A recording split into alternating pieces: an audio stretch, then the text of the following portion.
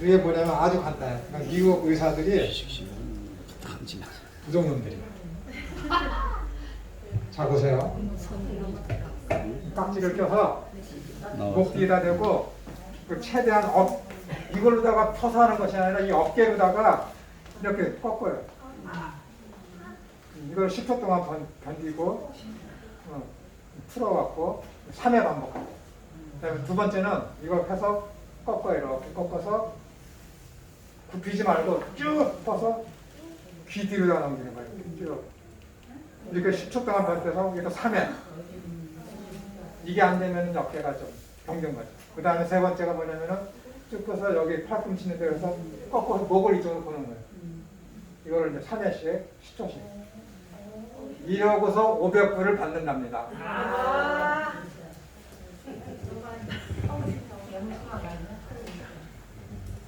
이거 하시면 좋아요. 어깨 건강에 이게 제일 좋답니다.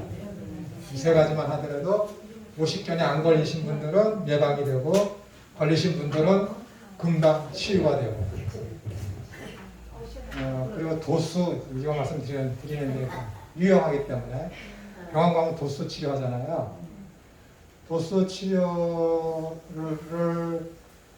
받아서 이 오십견을 치료하는 사람이나 아니면은 집에 와서 자기가 스스로 운동하는 사람이랑 경과를 봤더니 똑같답니다. 돈 들이고 그거 하지 마세요. 지금 제가 가르친 것이 아니라 미국 의사들이 500불에서 1200불, 800불 이렇게 받고 가르친 요 운동을 하는 것이 빨리 나을 수 있습니다. 네, 이게 더 좋죠? 이 성경 요구보다. 네, 고맙습니다. 자, 계속하게 해서 나가겠습니다.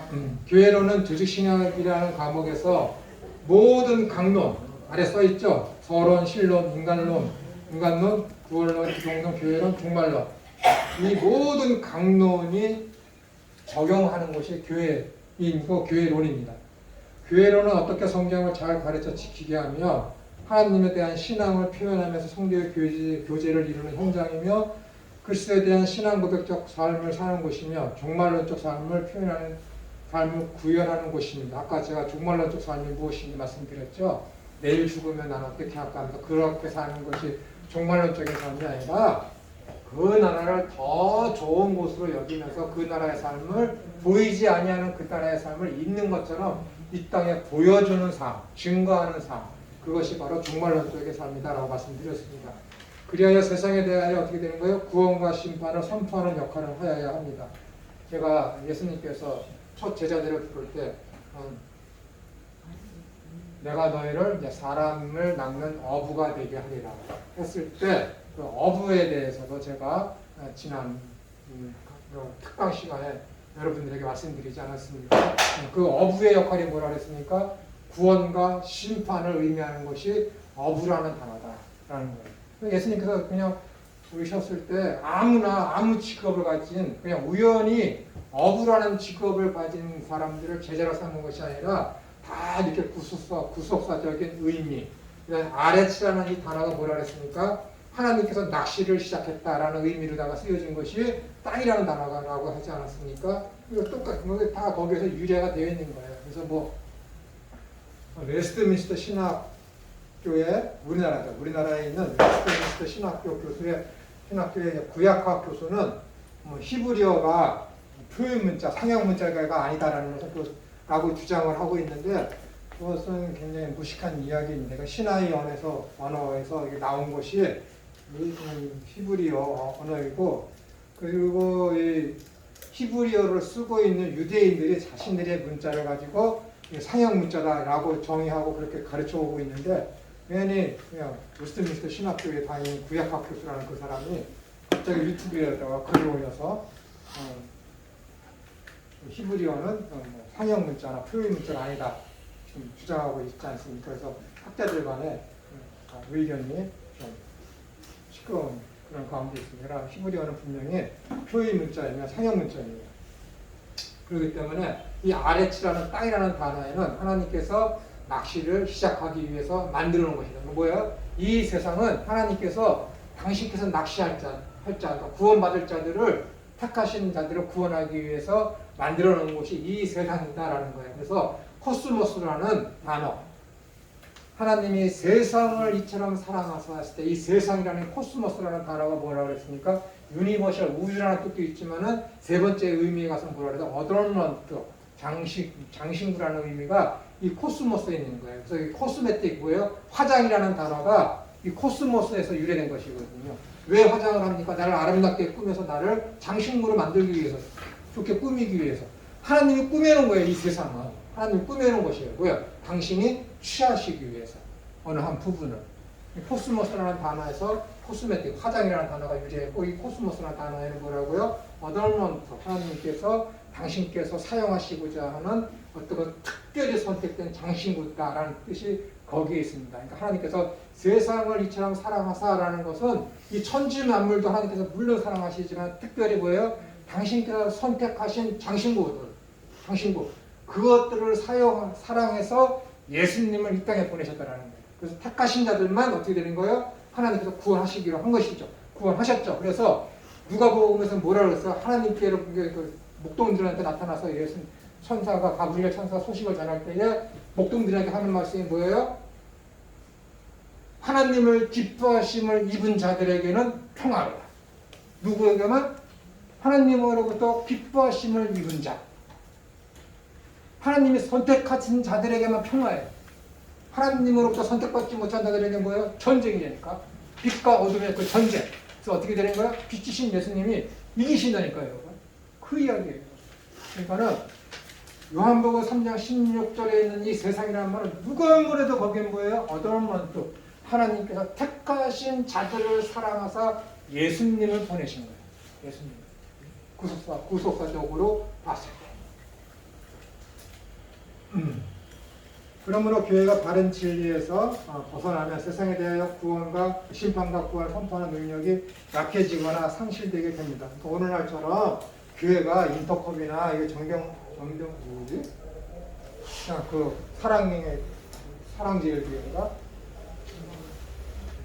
그처럼 자꾸만 이렇게 교회가 이렇게 문제를 일으키면은 이런 교회 이렇게 구원을 선포하고 하는 그런 일들이 교회의 힘이 약해진다라는 거예요. 이를테로 일반적인 세속적인 그런 윤리적인 눈으로다가 세상 사람들이 보지 않습니까? 교회 내에서도 그렇게 보는 사람들이 참 많이 있고요. 그렇기 때문에 뭐라 그래요? 교회가 이렇게 복음 들고 나가면은 당신들이나 잘하세요. 먼저 잘하세요. 그런 소리를 들을 수밖에 없는 시대잖아요. 그리고 세상에서도 교회가 세상을 걱정하는 것이 아니라 이제는 교회가 세상을 걱정하게 됐다라고 그렇게 이제 이야기가 되고 있고, 교회법이 우선이 아니라 세상법이 우선이다 하면서 교회의 모든 문제들을 가지고 세상에 나가서 그 판결을 받으려고 하는 일들이 점점 많이 증가하고 있고, 여러분들이 미국에서 교회다 그러면은 동성애라는 성소수자 보호법에 대해서 미국에서는 80%가 자유주의 교회거든요. 미국 대부분의 교회가. 그럼 그 사람들은 다 이런 동성애니 성소수자 이런 것들을 보호하는데 다 동참합니다. 미국이 그래요. 무섭지 않습니까? 그러면서 교회라고 그러잖아요. 그건 교회가 아니거든요. 교회가 아닙니다. 얼마나 사람들이 약한 자 편에 서서 약한 자를 도웁시다 하면서 그런 동성애이나 성소수자 그런 인권을 가지고 교회에 대해서 많이 부정을 하고 있습니까? 일산에 있는 어떤 교회 젊은 목사도 예수님에 대해서 예수님을 가지고 감성팔이 하지 말라 그런 얘기하고 자기가 이제 동성애자다 그러면서 커밍아웃도 하고 그런 목사를 하고 있지 않습니까?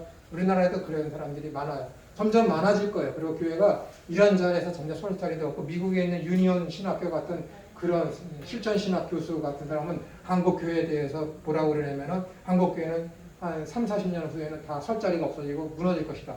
어떻게? 지금처럼 교회가 보수적이면서 동성애자를 이렇게 반대하게 되면 교회는 설 자리가 없어질 것이다. 라고 얘기하는 거죠. 그 이미 그런 것을 편향되고 그런 걸 가르치면은 그런 성도가 아니고 그건 교회가 아니죠. 교회가 아닙니다. 그런데 여전히 우리나라는 98% 이상이 이런 것을 반대하고 있지만 목회자들 편에서 얘기하는 거예요. 그러나 우리나라 속에서 일반 목회자들이 아닌 일반 성도들은 68%가 성소수에 대한 것에 대해서 찬성을 합니다. 놀라셨죠? 지금 교회가 그래요. 기독교가 성소수자 보호법을 세워야 된다. 그걸 찬성하는 사람들이 거의 70%에 육박한 게 교인들입니다. 청년들이 많겠죠. 어느 대상으로 해서 이렇게 앙케이트 조사를 했는지 모르지만, 근데 목회자들은 98%가 여전히 반대하고 있는 한편입니다. 이게 점점 비율이 높아지고 없어질 거예요. 그리고 지금 통합 측에서는 어떻게 되는 거예요? 홍대에다가 목회자들 몇몇 서너 명이 모여서 동성애 교회, 무지개 교회라고 해갖고 그 교회를 지금 세우려고 지금 하고 있지 않습니까? 그리고 이명민이던가 KBS에서 나오는 그 시사잡기 그 사람들은 뭐예요? 목회자가 되기 위해서 신학교 들어갔잖아요. 장신대학교. 그러면서 얼마나 유명합니까? 그래갖고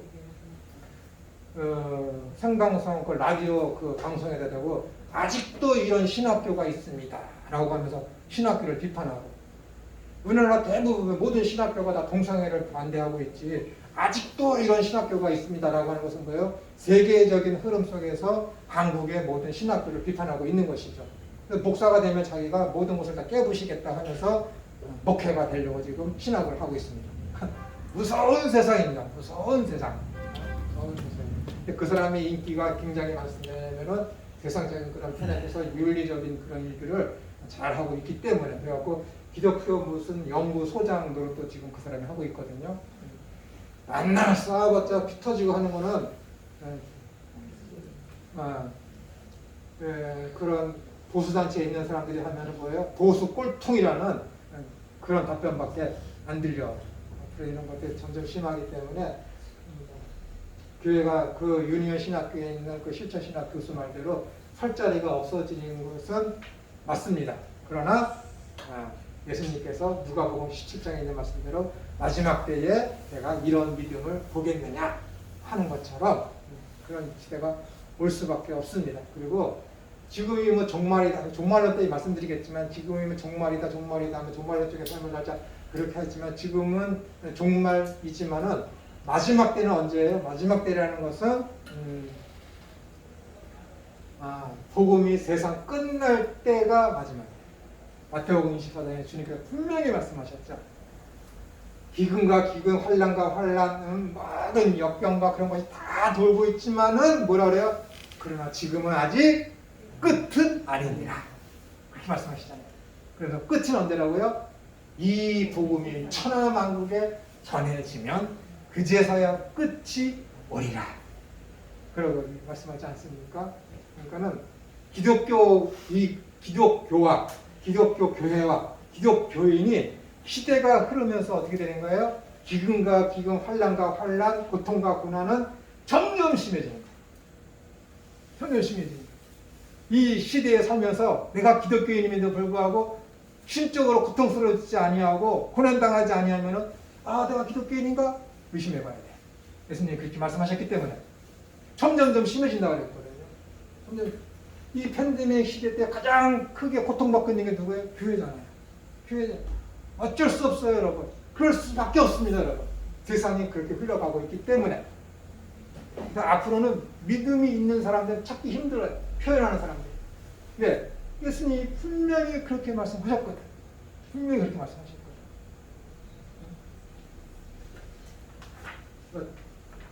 요즘에 참 좋은 게 뭐냐면은 예전에는 내가 교회를 참 여러 군데 방문하면서 어떤 목사님이 설교하고 그러면은 나중에 찾아가서 그 부분을 이렇게 설교를 해서 아주 그냥 용기 있게 배은망덕하게 막 그렇게 따지고 물었는데 요즘에는 이제 어느 교회 방문하기가 힘들지 않습니까? 방문하지 못해 유튜브를 많이 보는데 요즘에 다행스러운 건 뭐냐면은 교회에 대해서 예배에 대해서 특히 믿음에 대해서 다시 생각하는 그래서 유튜브에 올리는 목회자들이 굉장히 많습니다. 옛날에 비해서 훨씬 많아요. 그동안 우리가 가졌던 믿음 너무 잘못됐습니다. 하면서 누구는 벌써 10몇 년 전부터 했는데 네?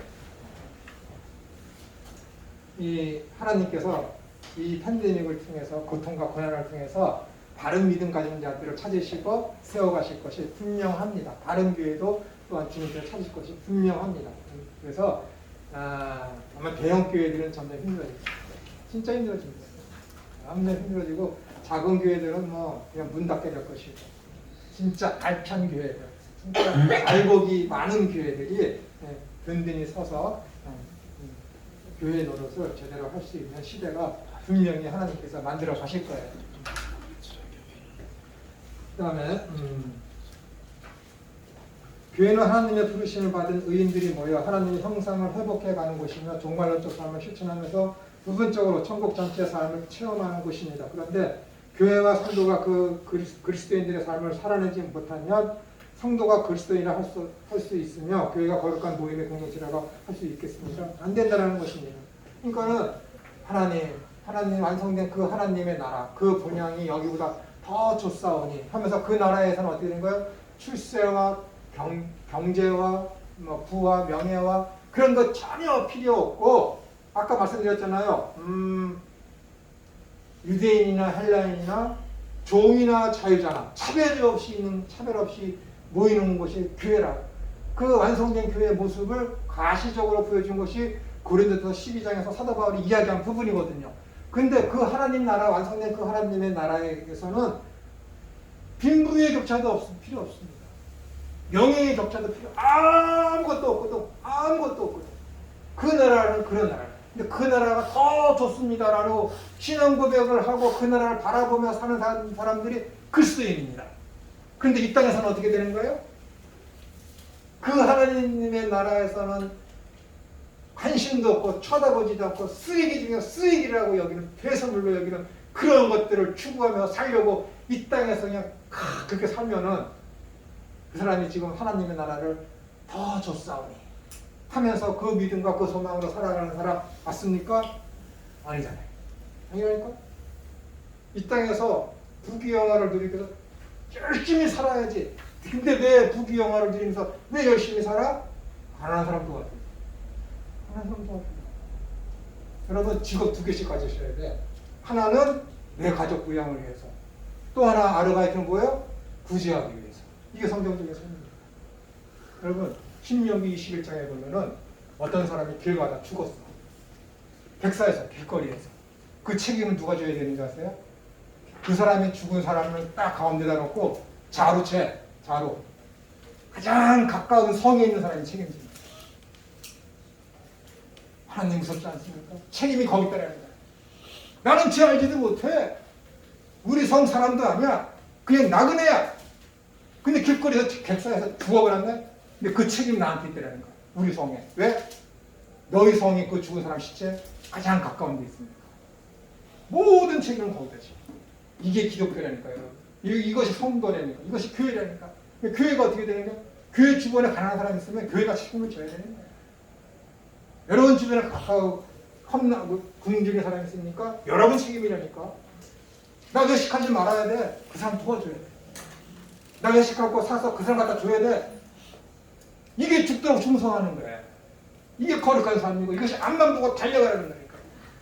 그러니까 여러분은 어떻게 잘 살아야 돼. 나는 먹고 이웃 도와줘. 직업 하나 갖고 있으면 안 돼. 2개까지 해야 되니까 여러분. 하나는 나 가정 위해서, 하나는 뭐예요? 이웃 봉사하고 섬기기 위해서. 이게 기독교라니까. 이것이 헤아리는 대로 도로 헤아리는 가는 삶이니까. 무섭지 않습니까? 하나님 우리에게 요구하시는 게. 알지도 못하는데 그 사람 길거리에 죽은 게 왜 내 책임이야? 책임이라. 아이랑 발광할래요? 그거 기독교인 아니라니까. 여유있게 나 편히 쉬면서 하고 싶으세요? 기독교인 아니라니까요. 그게 무슨 죽도록 충성하는 거예요. 그게 무슨 앞만 보고 상도 바라보면서 전심전력으로 앞만 바라보고 달려가는 사람입니까? 무섭죠? 그러니까 내가 하나님 나라에서 선포하고 가르치고 하면은 한 장로가 교회 30년이 넘는 사람도 나는 그런 하나님 안 믿겠다라는 거예요. 빚을 꽂는 거지. 나한테 빚을 꽂는 거야? 아니지. 하나님한테 빚을 꽂는 거지. 그게 무슨 장로야. 어? 그러면 자기 장롱 속에 있는 단스 5단에 있는 거 뭐만한 걸 까딱 들어있는 수십억 가지를 보여주면서 신학교를 같이 하자고 그래? 네? 그게 무슨 장로야. 그게 무슨 기독교인이야. 안 되는 거예요. 사람은 안 변합니다. 내가 나를 봐도 안 변해. 너무 계산적이야. 진짜로. 요거하면 다 못할 텐데. 다 줘야 되는. 예수님 믿지 않는 저 영혼을 보면 불쌍히 여겨서 가야에서 복음을 증거해야 되는데 안 믿으면 말이죠. 안 믿으면 너 지옥 가는 거 내 책임이야. 안 되거든. 불쌍히 여기는 마음이 있어요. 내가 이렇게 증거했는데도 안 믿어? 내 책임 아니다? 열매 맺게 하시는 분 하나님이시니까 하나님 한 번 하고 땡이야. 반을 또 마주쳐? 저번에 얘기했는데 못 들을 또 얘기해. 이 두 번째 마주친 것을 또 증거라고 그 사람 내 옆에 지나가게 하는 거지. 내가 그걸 어떻게 알아? 가서 증거해야지. 싫은 거야. 저번에 한번 빠꾸 맞아. 싫은 거야. 이게 무슨 기독교야? 이게 무슨 신학교 교육이야? 안 돼. 사람은 안 돼.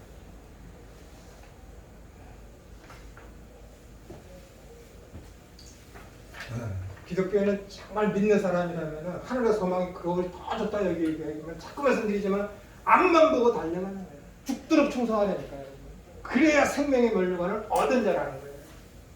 죽도록 충성해라. 그래야만 내가 생명의 멸류관을 주리라. 그 말씀 그대로 이해하면 안 돼요. 너 생명의 멸류관을 얻은 자야? 죽도록 충성해야지. 그게 기독교인이라니까. 그게 그리스도의 그것이 믿는 자라니까요. 그렇지 않고서는 그런 믿는 자라고 할 수 없는 거예요, 여러분. 이 믿음이 얼마나 무서운 거예요. 하나님이 우리를 사랑하시죠. 은혜를 베푸셨죠. 그래서 우리가 믿음을 갖게 된 거예요. 보세요. 하나님은 사랑이고 은혜이고 믿음을 주셔서 우리를 거꾸로 올라가는 거예요. 믿었죠? 아, 믿었어. 하나님. 은혜를 깨닫지? 그 다음에 어떻게 되는 거야? 하나님 나한테 은혜를 주셨는데 구원의 은혜를 주지? 그 다음에 사랑하게 되는 거예요. 그러니까 하나님은 사랑이시죠. 그래서 사랑이 이렇게 위대한 거예요, 여러분. 맨 꼭대기에 있잖아. 아멘. 괜히 하나님은 사랑이시라고 그러니까. 여러분들이 먼저 하나님을 사랑했는 줄 알아요? 아니에요, 여러분. 여러분들이 하나님한테 은혜를 받지 못하고 믿음이 안 생겼는데 어떻게 하나님을 사랑해? 믿음이 생겼으니까. 은혜를 깨닫고, 은혜를 깨달으니까 어떻게 되는가? 하나님을 사랑하게 되는 거지. 믿음 있는 사람은 어떻게 돼요? 하나님 사랑한다니까. 믿음 있는 사람은 어떻게 돼요?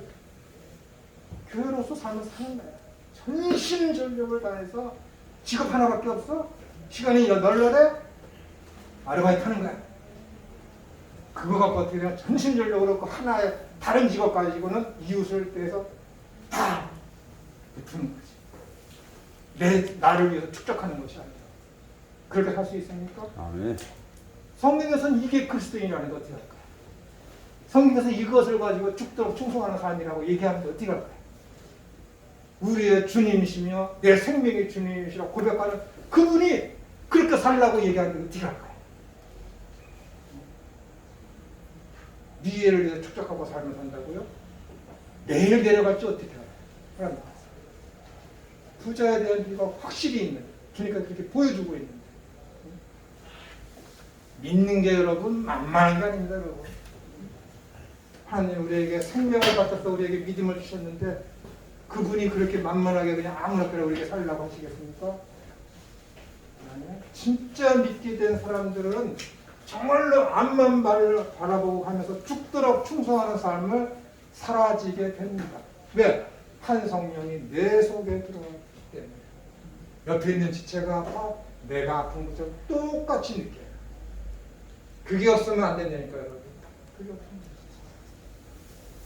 나도 돈 모으고 싶어요, 여러분. 진짜 돈 모으고 싶으니까. 근데 이님의 에스더 말씀 자꾸만 떠오르는 거 어떻게 할 거야? 어?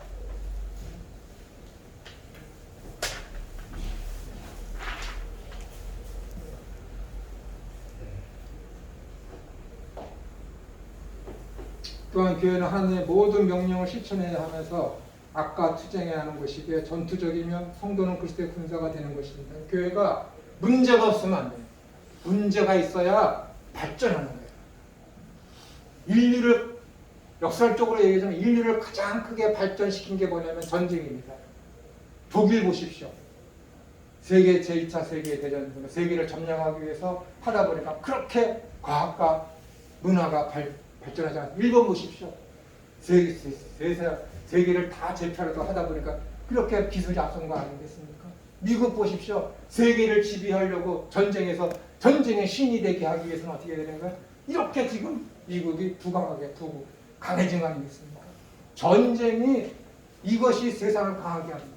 교회도 마찬가지예요. 교회가 평화로다, 아무 문제 없으면 교회가 커지고 교회가 강해지고 아주 진실되게 다 될 것 같습니다. 아니거든요. 교회는 자꾸만 문제가 생깁니다. 가라지가 있고 가라지가 아니더라도 내 옆에 있는 성도가 참된 내 지체임에도 불구하고 나가 그에게 상처를 주고 그걸 통해서 내가 상처를 받으면서 서로 위로해주고 서로 용서해주면서 서로 성장해가는 거예요. 고통 없는 성장이 있을 수 있습니까? 절대 없다니까요, 여러분. 절대 없어요. 우리 집사는 항상 나를 놀린다니까요, 여러분. 당신은 원시 속의 화초야. 원시 속의 화초. 무슨 의미를 하는 건지 알죠? 조금만 다쳐도 여보 나 이제 오늘부터 설거지 2주 동안 못해. 이틀이면 다 났거든요. 여기 다쳤는데 다 났는데도 여전히 설거지 안 해. 우리 작은 딸이 어머니께 이렇게 있으면서 내가 설거지 하려고 딱 준비했는데 아버지 다치셨으니까 설거지 못하죠. 당연히 지가 하는 것처럼 속으로 뜨끔하죠. 다 났는데. 그런 모양이에요.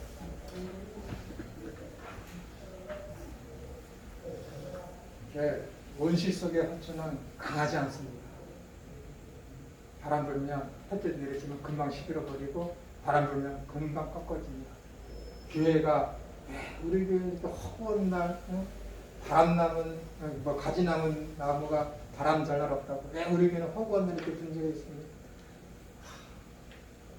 그 문제를 헤쳐나가려고 하나님께 우리를 강하게 만들려고 고통을 주시는구나. 그래서 그것을 성경적으로 복음적으로 잘 헤쳐나가야 돼요. 저게 나에게 상처를 주네. 저런 경우는 우리 교회에서 없어져야 돼. 아침에 아까 뭐라 그랬습니까? 그렇게 하면 안 되는데. 없어져야 할 지체는 없습니다. 다 필요한 거예요. 그의 아픔을 그의 실수를 내 실수로 여기고 나의 아픔으로 여기고 그의 실수가 나도 저렇게 실수할 수 있다는 것을 우리가 여겨서 그를 도와주고 회복시키도록 하는 것이 교회입니다. 그러면서 교회가 커가는 것이죠. 성장해가는 것. 커간다는 것은 양적인 성장을 이야기하는 게 아닙니다. 여러분. 복음적으로 바로 참된 교회의 모습을 갖춰나가는 것이 커가는 것이죠. 교회가 그렇게 되어야 합니다. 생각을 해보세요. 요즘에 계속해서 10년 이상의 11조 문제에다가 얼마나 사람들이 뜨겁게 이야기하고 있습니까? 세상에서 교회 중에서 11조가 공식적으로 있는 나라가 우리나라밖에 없잖아요. 거의. 그 문제를 갖고 하지 말라고 하는 사람들은 대부분이 다 자유주의 신학자이고 대부분의 신앙이 다 개떡입니다. 정말 하나님의 은혜를 하나님을 사랑하는 사람이라면 야 11조 하지 말라면 11조 안 해. 교회에서 11조 없애버렸어요. 그리고 다른 헌금으로 더 많이 합니다. 내가 사건같이 보이세요? 아니 그렇게 된다니까요. 은혜가 감사한 걸 어떻게 안 해. 내 옆에 있는 지치를 도와주라고 헌금해야 되는데 어떻게 안 할 수가 있습니까 여러분. 응? 목회자는 그럼 뭘 먹고 살아. 손 빨고서 두 번째 지금 또 구역 그 목사님도 안 되는 거예요 여러분. 무슨 11조를 구약과 신약으로 나눠서 구약식 때만 있고 신약식 하지 말라고 그 성경에서 그렇게 얘기했지만 그럼 다른 의미로다가 해서 교회를 섬기고 하도록 해야지. 왜 그런 거야? 신약 성경에 어디 11조 하지 말라는 말은 또 어디에 있어? 하라는 말도 없지만 하지 말라는 말도 없잖아. 안 그렇습니까? 꼭 갈아지고 꼭 문제 만들기 좋아하고 꼭 믿음 없고 신앙심도 별로 약한 것들이 그런 말에 쏙 해갖고 어느 게 목사님 11조 하지 말라고 그랬는데요. 11조 하는 게 옳을까 말일까 신학적으로 얘기해주세요. 그 뭐야? 하기 싫어서 묻는 건데 그걸 하지 말라고 그래야지. 하고 싶은 사람들이 그거 묻겠습니까? 하고 있는 사람들이 11조 할까 말까 묻겠습니까? 하기 싫은 놈들이 안 하려고 묻는 거고 안 하는 놈들이 더 안 하는 거 확신하고 마음 편하게 하려고 묻는 질문이 11조 헌금 문제니까 여러분. 안 그런 것 같아요? 그렇습니다. 여러분.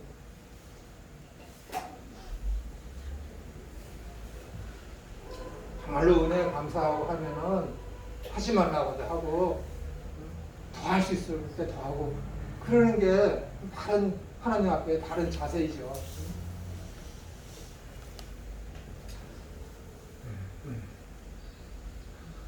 조직신학 강론에서 논의된 모든 내용들이 교회를 통하여 증거되어져야 합니다. 그러므로 조직신학 강론에 대한 신앙 용어는 교회론에 의해서 결정된다고 할 수 있습니다. 왜냐하면 교회론이 잘못되고 교회가 잘못되면 성경의 주인공이시고 세상의 주관자이신 우리 주님께서 세상에 왜곡되어져 증거되어지기 때문에 그렇습니다. 그럼 여러분들이 잘못하면 하나님은 가만히 계신데 어떻게 되는 거예요? A라는 하나님이 저들에게는 B 하나님으로 보여집니다. 분명히 십계명 제일계명에서 나 여호와 하나님을 다른 하나님이 되게 하게 할지 말지니라 그랬는데 여러분들이 되게 하는 거예요. 말라기 마지막에 3장에 11절 하면서 뭐라 했어요? 저들이 나를 훔쳐갔다 그래요. 거기 어디 본문에 저들이 내 11절을 훔쳐갔다는 말이 어디 있습니까? 없어요, 여러분. 11절 안 바친 거 보고 하나님께서 저들이 내 11절 훔쳐갔다라고 얘기하 우리나라 성경에는 그렇게 되어 있지. 근데 원어에는 어떻게 되는 거예요? 11절을 안 바치고 하는 사람들을 향해서 뭐라 그러냐면 저들이 나를 훔쳐갔다 그래요. 나를 훔쳐갔다. 나. 11절 하는 사람들 보고 나를 훔쳐갔다. 그게 뭐예요? 11절 바치면서 하나님한테 뭐라 그러는 거예요? 내가 이 11절 드리니까 하나님 나를 이렇게 해주세요. 그런 거 하나님은 완전 다른 모양으로 거기에 앉아서 뭐 하는 거야? 하나님의 자의를 훔쳐 거기에 다른 우상을 앉혀놓은 거예요. 말라기 3장의 11절가 하는 그 얘기니까 여러분. 하나님을 하나님으로 인정하지 않는 게 11절이니까 여러분. 하나님을 하나님으로 인정하지 않는 건 뭐예요? 하나님을 그 보좌에서 끄집어 내린 거지. 그렇다 하나님 거기 끄집어 내렸지나 내 마음속에서 더 이상 이 하나님은 여호와 하나님이 아니라는 거예요. 이 여호와 하나님은 여호와 하나님이 다른 하나님이라는 것이죠. 말라기서가 그리 끝난다니까요. 여러분들이 하나님에게 대해서 해야 될 것을 응당히 하지 않고 하고 여러분들의 뜻대로 하면 하나님은 어떻게 되는 거야?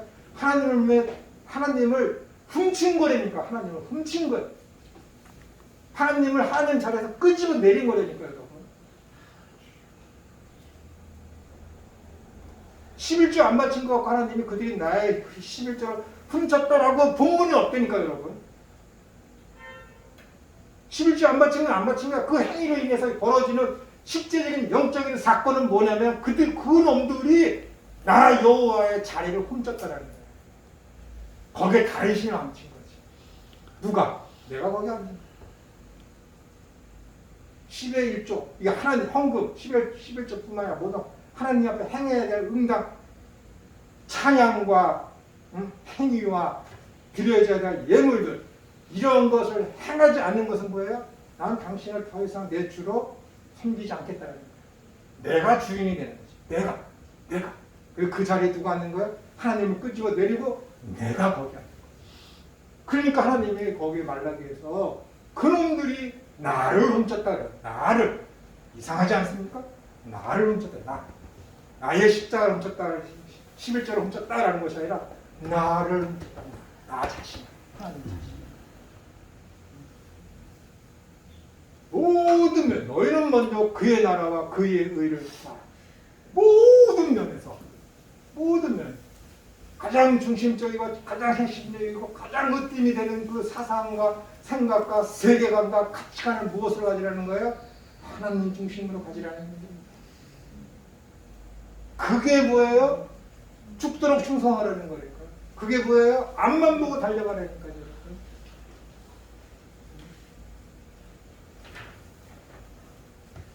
그거 안 돼요? 가짜입니다. 그거 하기 싫으세요? 가라지예요. 하나님이 10가지를 요구하는데 9가지는 되는데 한 가지 때문에 안 하겠어요. 그거 가짜라니까요.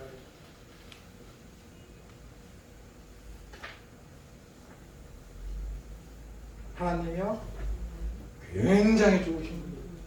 하나님이요 굉장히 무서우시죠. 제가 나이 어리지만 근래의 경험한 거 상상 초월합니다. 야 순종했더라. 야 그걸 내가 깨달았더라. 얼마나 많은데. 여러분들 신비의 세계로 초청할까 하면 얘기를 합니다. 집사람한테도 얘기해요. 야, 그걸 내가 뭐, 못 깨달았다 했지. 아, 내가 어떻게 해서 여기 와 있지? 순간 이동한 것처럼 간대도 있다니까요. 내가 어떻게 거기 와 있는지 몰라요. 나중에 아는 거지. 아, 내가 왜 거기에 가게 됐는지. 나중에 손해보고 하는 거예요. 하나님은 다 알려주시고.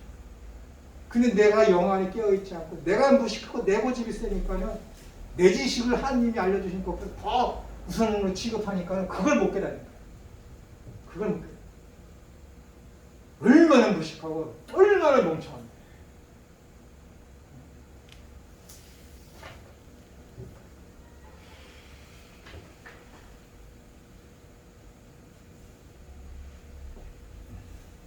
결국 교회와 성도는 성경에 근거하여야 하는데 성경에 대한 바른 해석의 원리에 따른 이해와 실천을 위해서는 교회론에 대한 바른 정립이 무엇보다도 필요합니다. 교회론은 실제적으로 성도의 삶과 교회의 활동에 적용되는 기독교의 규범적이며 지시적인 신앙이어서 그리스도의 공동체의 모든 신념과 행위가 교회론에 의존합니다. 그러므로 교회에 대한 오해는 참된 그리스도의 교회가 되고 참된 교회에서 행동하는 데 있어서 심각한 실패를 결과합니다.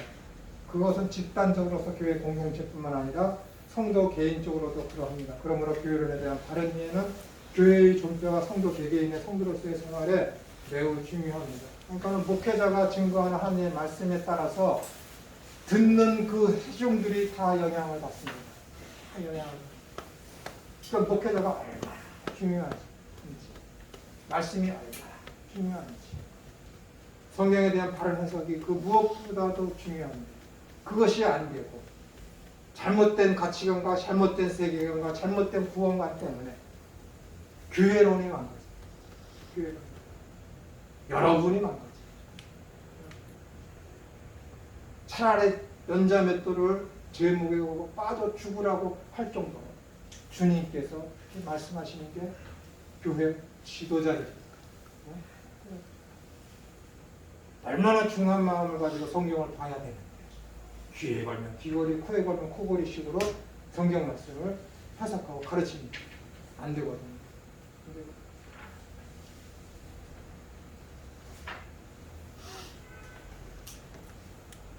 교회라는 것은 제가 조금 전에 때리게 말씀드렸지만 최소한도 그 정도는 알고 최소한도 그 정도는 하셔야 돼요. 최소한. 옆지체가 아픈데 모르는 척 한다고?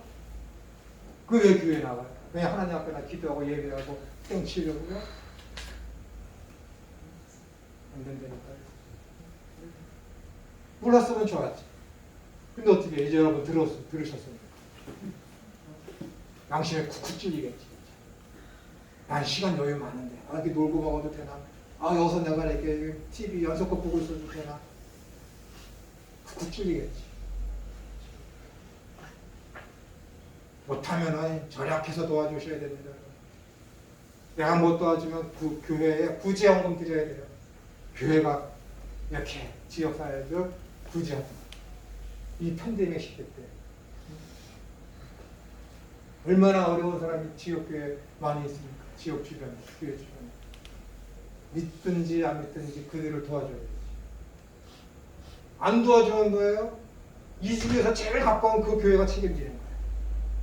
무섭지 않습니까? 없는 것 같으죠? 할 테니까. 성경 말씀 찾아보세요. 다 걸려요, 여러분. 하나님 나중에 그거 책임 안 물으실 것 같아요? 다 물으신다니까요, 여러분. 은혜로 사는 거지. 예수님의 은혜로 사는 거지. 은혜를 알면은 안 할 수가 없어요. 더 좋은 거는 김천호처럼 계산적으로 하면 안 돼요. 제 부인처럼 그냥 다 줘야 되는데 계산하면 안 돼요.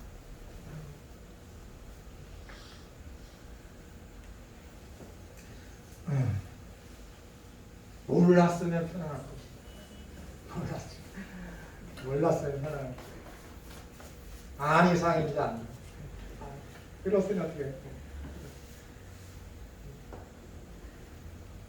자, 교회라는 단어의 에클레시아는 전치사 에크, 밖으로 동사, 부르다, 합성어로서 세상으로부터 불러내셨다라는 뜻입니다. 이거는 신학자들이, 목사님들이 그냥 하는 말씀이에요. 언어적으로, 일반적으로. 그런데 진짜 어디로부터 불러내었다 라는 것은, 가장 근본적인 것은 죄의 세력으로부터, 죄에서부터 불러냄을 받았다는 의미가 여기에 가장 강합니다. 죄에서부터 구출된 거예요, 여러분. 누가? 교인들이, 성도들이. 그런 사람들이 뭐예요? 세상으로부터 부름받았다 라고 이렇게 겉으로 보여주는 것이지. 다른 거예요. 그리고 구약에는 카할이라는 말이 있는데, 이는 카도시라고도 하죠. 거룩이라는 뜻이거든요. 카도시에서 나온 말이에요. 카할이 뭐라고요? 불렀다라는 거야. 불렀다. 이 불렀다라는 것이 뭐라고요? 카도시라는 거룩이라는 말에서 나온 거예요. 거룩이라는 말. 그런데 이 카도시의 어원이 캐드, 잘랐다, 분리했다, 거기에서 나온 거예요. 그래서 카할 뜻은 세상에서 혹은 이방 종족에게서 분리되었다라는 거예요. 이걸 가장 잘 보여주는 게 어디예요? 애굽에서 내가 너희를 불러낸다. 이스라엘. 그 불러낸다. 거기서. 그 세상.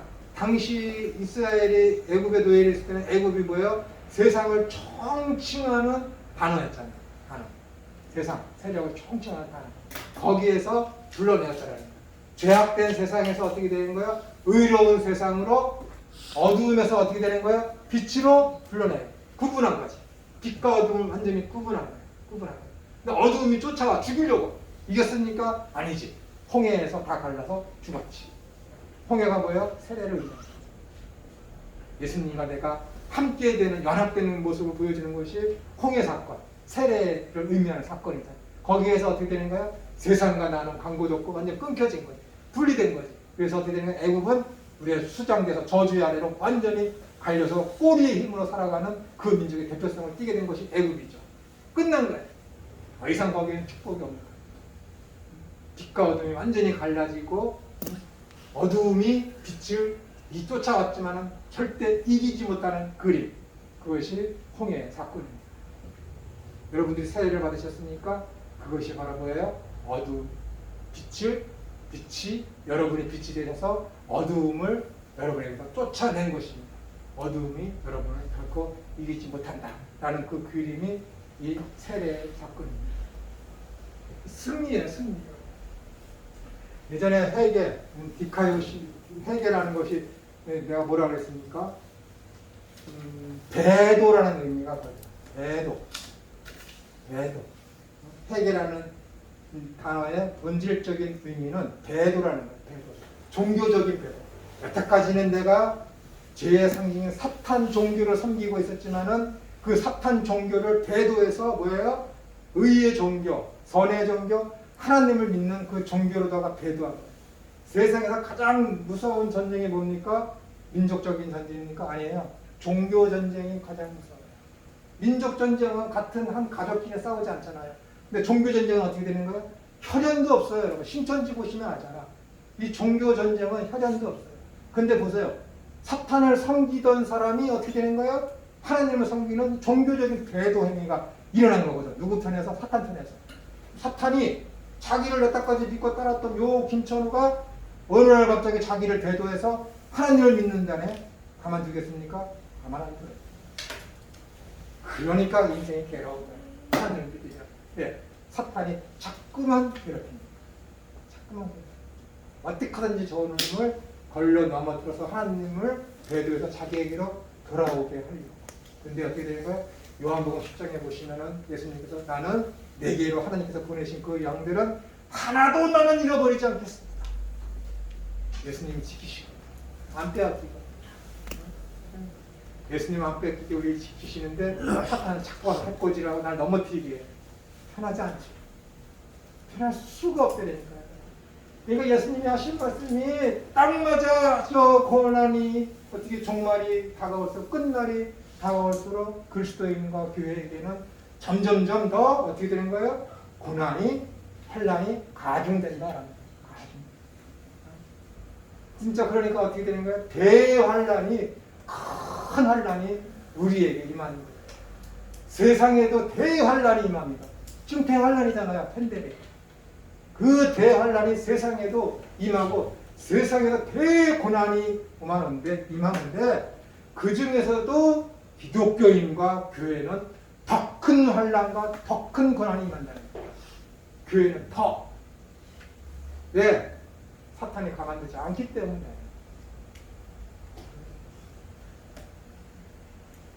그런데도 어떻게 돼요? 참된 믿음을 가진 자들은 끝까지 그 믿음을 지킨다라는 거예요. 어디에 서 있습니까?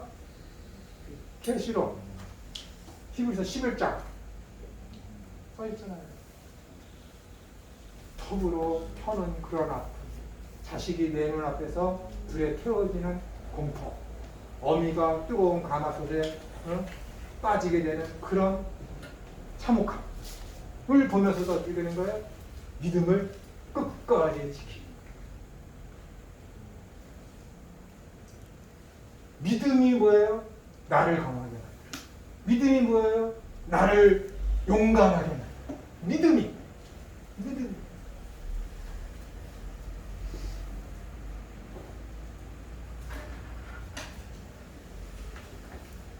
여러분 큰일 났습니다. 믿음이 없었으면 일반적인 환난과 고통만 임했을 텐데 이제 믿음이 있기 때문에 더 큰 환난과 더 큰 고난이 여러분 앞에 놓여 있습니다. 교회 못 가는 아픔 세상 사람들이 겪겠습니까? 모른다니까. 처음엔 편했지. 근데 가라지들은 그게 편안해져요. 근데 참된 신앙인들 처음엔 미안해, 안 가, 편해지. 어떻게 돼? 너무 괴로워. 너무 괴로워.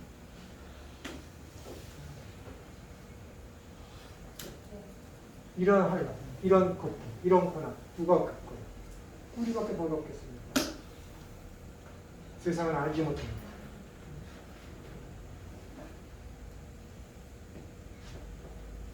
진짜 알 사람만 아는 거예요. 사랑의 교회 그 누구죠? 오정현 목사님 자주 하는 말씀입니다. 당신 말씀을 쫙 하다가도 사람들이 못 알아들을 것 같은 뭐라 그래요? 알 사람만 알도다. 그러잖아. 그분이요. 알 사람만 아는 거예요. 세상 사람들은 몰라요. 이게 얼마나 참담하고 얼마나 마음 아픈.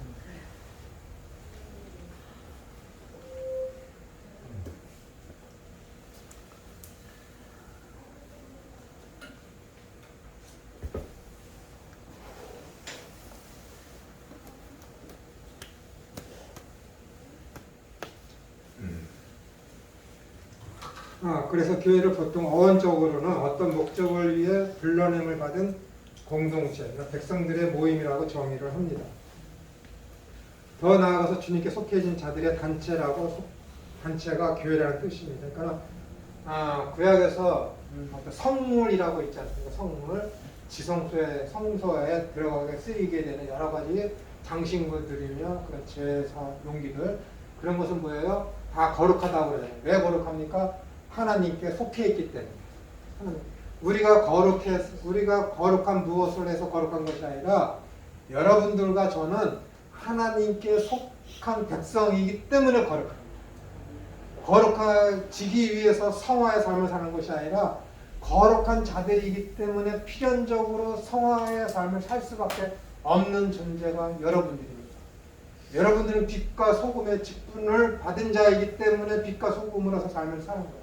그게 본질입니다. 그게 안 되면 가짜예요. 그게 안 돼.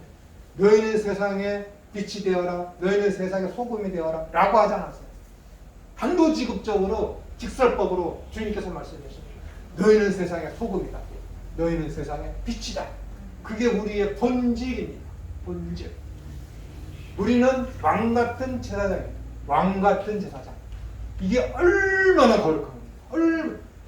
제사장이 뭐예요? 거룩이잖아. 그에게 상징되는 것은 거룩이잖아. 거룩을 지켜야 돼. 근데 그냥 못 지켜. 왕 같아야 지키지. 왕이 누구한테 통치 받습니까? 아무에게도 통치 안 받아. 왕은 다스리는 거야. 그러니까 왕 같은 제사장이라는 것은 뭐예요? 악한 사탄의 통치를 받는 게 아니에요. 세상의 그런 이념과 사상이 휘둘려가는 게 아니에요. 그게 왕 같은 제사장이라는 뜻입니다. 얼마나 대단한 건지. 이 왕 같은 제사장이라는 것. 이걸 자꾸만 이상하게 번역한 사람들 생각해요. 여러분들은 다 왕 같은 제사장. 믿는 자들. 그런데 세상의 뜻에 휘말리고 세상이 추구하는 것과 똑같이 추구하고 똑같은 목적을 가지고 살다면 그게 왕 같은 제사장입니까? 거지 같은 제사장. 먹을 것만 주면 쫓아가. 그거 믿는 자예요. 가라지들은 거지 같은 제사장. 참때 믿는 자들은 왕 같은 제사장. 아무 희망이지 않아. 거룩의 삶을 감당하기 위해서 정말로 죽도록 충성해. 앞만 보고 달려가. 네? 이게 믿는 자들. 믿는 자들을 가리켜서 사도 베드로가 베드로서 2장에서 가리켜서 너희들은 왕 같은 제사장이라. 너희는 그래서 세상에 뭐예요? 빛이 되고 세상에 대해서 모든 사람들에게 덕을 끼치게 하기 위해서 그렇게 되는 거예요. 왕 같은 제사장.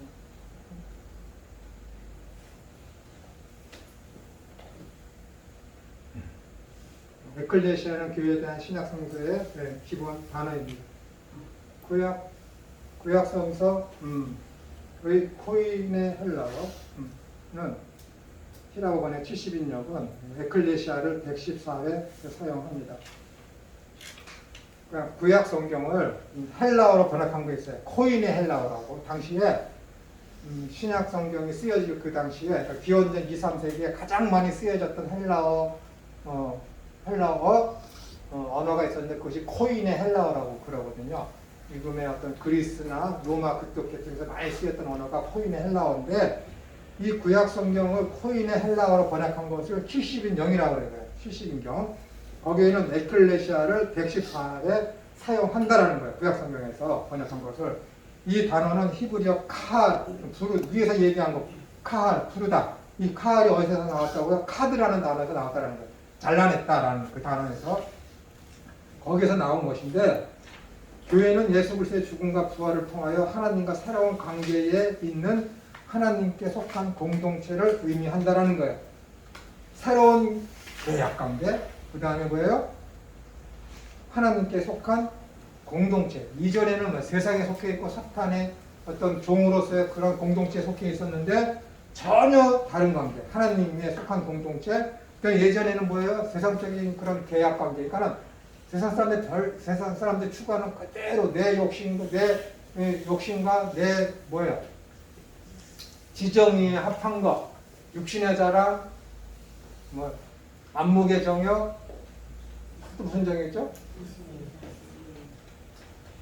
그러니까 요한일서 2장에 나오는 것, 그 정욕들이 그대로만 살았던 우리들이었는데 이제는 그런 것들을 뭐예요? 다 끊어버리고 이제 하나님의 영광을 위해서만 삶을 살게 되는 존재가 되었다. 그런 계약 관계에, 그런 새로운 관계에 들어오게 된 것이 믿는 자들, 우리 성도라는 것입니다. 그것이 바로 교회에 속한 공동체의 실체라는 것이죠. 이 단어에서 우리는 교회가 하나님의 그리스도와 성령을 통하여 세상으로부터 불러낸 사람들이라는 의미를 볼 수가 있습니다. 그리고 여기에서 멈추지 않고 세상 안으로 파송을 받는 구조를 가집니다. 즉 세상으로부터의 구별과 세상 안으로의 파송의 긴장관계가 있는 것입니다. 구별된 그리스도인이 세상 속으로 들어가서 세상을 변화시켜야 하는 의미가 여기에 있습니다. 그러니까 우리는 세상으로부터 구별되어 있지만은, 분리되어 있지만은, 거기서 불러냄을 받았지만 어떻게 되는 거예요? 거기에서 이제 다시 세상으로 들어가서 세상을 변화시켜야 되는 그러한 거룩한 삶을 우리가 살아내야 되는 것이 교회의 모습이다라는 것입니다. 교회는 성도의 구별됨이나 분리는 세상과 독립하여 존재함을 의미하는 것이 절대 아닙니다. 구별이나 분리는 죄와 불의의 삶에 대해서 분리이며 의로운 삶을 사는 삶의 질로서의 구분을 의미합니다. 그래서 성도의 교회는 거룩, 즉 구별된 존재라는 특별한 명칭이 주어지는 것입니다. 이것이 여러분들에게 굉장히 중요한 거예요. 성도의 구별이나 분리는 세상과 독립해서 존재함을 의미하는 게 아니에요. 세상과 따로 떨어져서 옛날 중세시대 때에 천주교가, 부교가 세상과 구별돼서 나는 성경 말씀대로 살고 성경 말씀을 연구할 거야 해서 세상을 등지고 어떻게 되는 거예요? 수도원을 차려서 깊은 산속으로 들어가 버리지 않습니까? 그런 것을 가지고 거룩이다, 교회가 얘기하는 교회의 분리다 라고 이해하면 안 된다는 거예요. 구별이나 분리라는, 그러니까 교회나 성도들이 가지고 있는 구별이나 분리의 개념은 무슨 개념이냐면은 죄와 불의한 삶에 대해서 분리라는 거예요. 아까 처음에 제가 말씀드렸을 때 에클레시아라는 것은 밖으로 부르심을 받았다는 것은 첫 번째 가장 근본적인 의미가 뭐라고 했습니까? 죄의 세력, 죄로부터의 불림을 받은 무리들이 교회다 라는 것 제가 말씀드렸지 않습니까? 그걸 말씀드리는 것입니다. 그래서 그런 것은 죄와 불의의 삶에 대해서 분리이며 의로운 삶을 사는 삶의 진로서의 구분을 의미하는 거예요. 하나님의 뜻대로, 지금은 내 뜻이었지만 이제 하나님의 뜻대로, 지금은 내 영광을 추구했지만 이제는 뭐예요? 하나님의 영광을 추구하는 그런 방향성이 바뀐 거예요. 지금은 여기가 좋사오니가 아니라 이제는 뭐예요? 저곳이 더 좋사오니 하면서 내 방향성이 이 수평에서 수직으로 완전히 바뀐 것이 교회에 속한 성도의 삶이며 교회가 추구하는 방향이 그렇게 돼야 된다는 것입니다. 그러면서 세상에 대해서 어떻게 되는 거예요? 그것을 개혁해 나가고 그것을 고쳐 나가도록 교회가 모습을 보여야 된다는 것입니다. 그래서 성도와 교회는 거룩, 즉 구별된 존재라는 특별한 명칭이 주어지는 거예요. 그런 명칭이 주어졌는데 교회가 그 주어진 명칭대로 감당해내지 못하니까 뭐예요? 지금 오늘날에 와서는 세상이 교회를 걱정하는 시대가 된 거예요. 왜? 교회론에 대해서 너무나 잘못 알고 있어요. 그동안 교회가 추구하는 것이 뭐예요? 저 높은 곳을 향한 것이 아니라 세상 사람들과 똑같이 했기 때문에 세상 사람들이 불교인들이 탑돌이 하면서 우리 아이 취직되게 해주세요. 우리 아이 수능시험 잘 보게 한 것을 교회에서는 어떻게 해요? 40일 처리야. 그때 이 것들을 했잖아요. 그런 것들이 뭐예요? 저놈들이 나를 훔쳤다라는 거예요. 그놈들이 나 여호와를 훔쳤다라는 거예요. 10계명 제1계명을 어긴 거 아닙니까? 10계명 제2계명을 어긴 거 아닙니까? 제3계명을 어긴 거라니까요, 여러분. 제1, 2, 3계명 다 똑같은 내용이에요, 여러분. 말만 바꾼 거지 똑같은 거예요. 다른 하나님으로 섬기면 안 돼요. 성경에 있는 그 하나님을 섬겨야 돼요. 그게 하나님을 믿는 거죠. 하나님은 여기 계신데 내 생각대로, 내 개념대로, 내 사상대로, 내 체제대로 하나님을 만들어내. 그러면서 이름은 여호와 하나님 불러. 그게 하나님을 바꿔버리는 거지. 명칭은 그대로인데 내 속에 품고 있는 사상과 생각은 달라. 그게 뭐예요? 하나님을 훔친 거지. 천당 갈 것 같아요? 못 간다니까. 나쁜 놈들이에요. 그거는 무신론자보다 더 나쁜 놈들이에요. 하나님의 이름을 망령되이 여호와를 그 자리에 훔쳐내 버린 것이고 다른 의사의 형상을 만들어낸 것이고 그러면 교회에 나와서 그 사람들은 썬데이 크리스찬이며 그런 사람들은 기독교적인 종교성이 풍부한 가짜예요.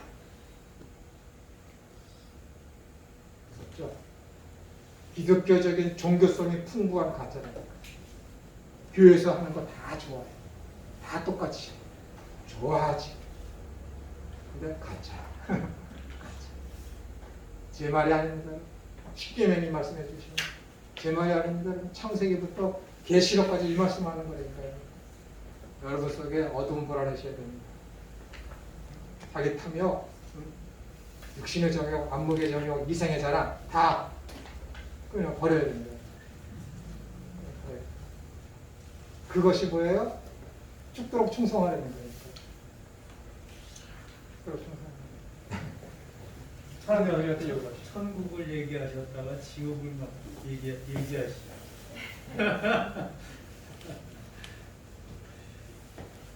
무서운 거예요.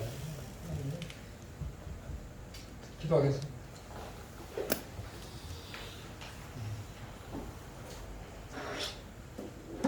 하나님께서 우리를 사랑하시고 은혜를 베푸셔서 우리에게 구원을 베푸셨습니다.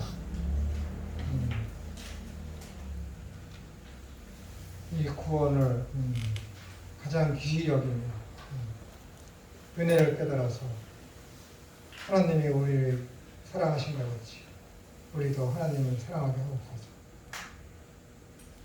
시몬아 내가 나를 사랑하느냐 주님께서 물어보셨을 때 베드로는 감히 말을 못했습니다.